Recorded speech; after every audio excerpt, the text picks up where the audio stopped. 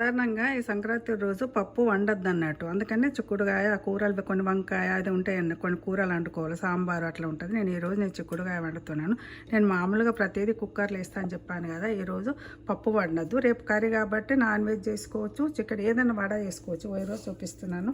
First నేను కొన్ని ఆవాలు వేసినాను, చిటపట ఆడిన తర్వాత జీలకర్ర వేసాను, అదేవిధంగా కరివేపాకు,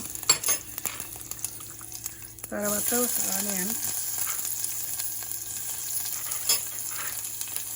తర్వాత మిర్చి. ఈరోజు పప్పు వండొద్దని మీకు చిక్కుడుకాయ కూర చూపిస్తున్నాను, నేను చేసుకునే పద్ధతి.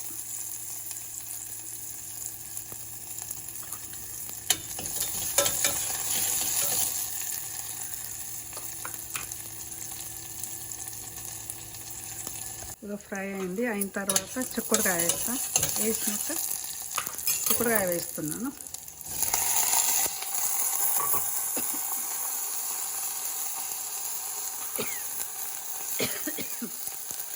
అదేవిధంగా టమాటా,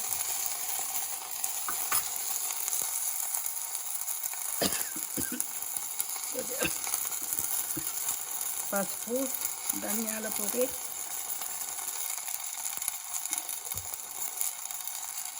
అల్లం ఎల్లిగడ్డ. కుక్కర్లో వండుకున్నాను అందుకని.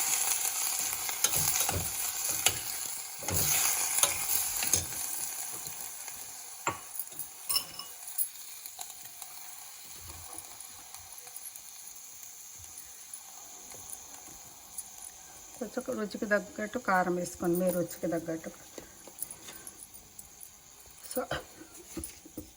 సాల్ట్, అదేవిధంగా నువ్వుల పొడి. చిక్కుడుకాయలు కంపల్సరీ నువ్వుల పొడి వేయాలి. ఈరోజు మళ్ళీ కంపల్సరీ నువ్వుల పొడి కూడా తినాలి. ఇదండి ఈ చిక్కుడుకాయ.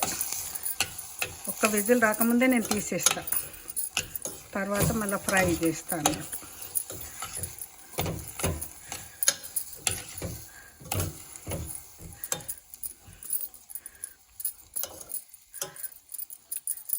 ఇది ఫ్రోజన్ చిక్కుడుకాయ కాబట్టి ఒకసారి విజిల్ వచ్చిన దాకా ఉంచండి. సరే, చిక్కుడుకాయ రెడీ. ఇది ఒక్కసారి విజిల్ వచ్చింది ఉంచేసినాను. ఈరోజు మాత్రం సంక్రాంతి రోజు పప్పు కంపల్సరీ వండొద్దు పప్పు, అందుకని ఏ పప్పులు వండొద్దు.